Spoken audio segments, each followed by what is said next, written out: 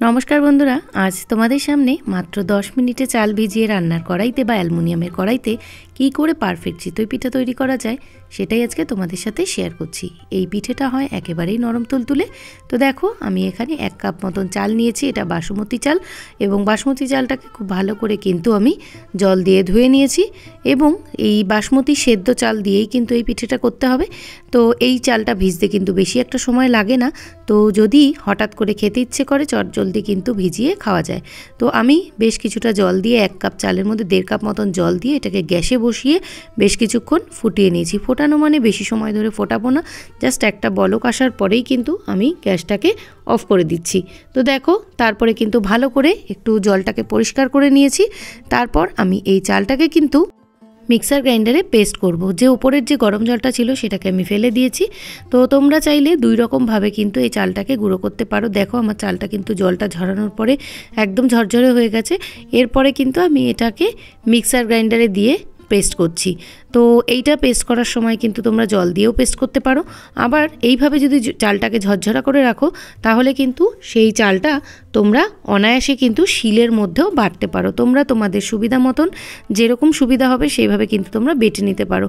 তো আমি বলবো তোমরা যদি এখানে মিক্সার গ্রাইন্ডারে বাটো তাহলে কম সময়ে কিন্তু বাটা হয়ে যাবে এবং চটজলদি পিঠে খাওয়ার মন করলেই কিন্তু হয়ে যাবে। তো আমার কিন্তু এখানে দেখো আমি শিলনোড়াতে চাল বাটাও দেখিয়েছি, আবার মিক্সার গ্রাইন্ডারে কিন্তু চালটা পেস্ট করা দেখিয়েছি। তো ভিডিওটি যদি ভালো লাগে অবশ্যই এটা লাইক করো, কমেন্ট করো আর জানিও ভিডিওটা কেমন লেগেছে। তো দেখো আমি মিক্সার গ্রাইন্ডারে কিন্তু এখানে পেস্ট করে নিয়েছি জল দিয়ে এবং ব্যাটারটা একদম দেখো কীরকম একদম সুন্দর স্মুথ টেক্সচার তৈরি হয়েছে। খুব একটা কিন্তু বেশি সময় আমাদের এখানে লাগেনি চালটাকে পেস্ট করতে।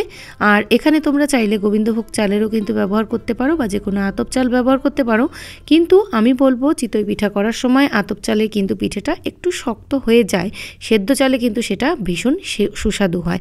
তো দেখো আমি জল দিয়ে কিন্তু বেশ ভালোভাবে কিন্তু ব্যাটারটাকে খুব সুন্দরভাবে গুলে নিচ্ছি। অনেকক্ষণ ধরে কিন্তু ভালোভাবে ফেটাতে হবে এবং এই ব্যাটারটার মধ্যে দিয়ে দিতে হবে বেশ কিছুটা নুন। অবশ্যই এই চিতই পিঠার ব্যাটারে কিন্তু নুন দিতে হয়। আর এখানে ব্যাটারের যে কনসিস্টেন্সিটা রয়েছে সুন্দরভাবে হাতা থেকে সরে আসছে। আর আমি সামান্য এখানে নারকেল দিয়েছিলাম যাতে পিঠের ব্যাটারটা আরও একটু টেস্ট হয় বা পিঠেটা তৈরি হওয়ার পর টেস্ট হয়। তো কড়াইটাকে সবার প্রথমে ফ্রিহিট করে নিয়েছি। যে অ্যালুমিনিয়ামের কড়াইতে ভাজবো সেটা ভালো করে গরম করে নিয়ে তাতে আমি একটি বাটিতে তেল আর জল মিশিয়ে তুলোর সাহায্যে খুব ভালোভাবে কিন্তু মিশিয়ে নিয়েছি। আর এখানে আমি দিয়ে দিয়েছি সামান্য বেকিং পাউডার। তো বেকিং পাউডার দিলে চিতই পিঠাগুলো সুন্দর ফুলে ফুলে উঠবে, দেখতেও কিন্তু ভালো হবে। দেখো আমাদের কিন্তু ব্যাটারটা খুব ভালোভাবেই কিন্তু ফেটাতে হবে। ততক্ষণে কিন্তু আমাদের এই যে কড়াইটা অ্যালুমিনিয়ামের সেটাও কিন্তু পুরোপুরি তৈরি। তো চটপট চলো এবার ভেজে নেওয়া যাক কীভাবে এই চিতই পিঠাটা ভাজছি। তো একটা একটা করে আমি দিচ্ছি আর এখানে ঢাকা চাপা দিয়ে 5 মিনিট করে কিন্তু আমাদের সময় লাগছে এই পিঠেটা হতে। সামান্য একটু জল ছড়া দিয়ে কিন্তু আমরা পিঠেটাকে তৈরি করছি।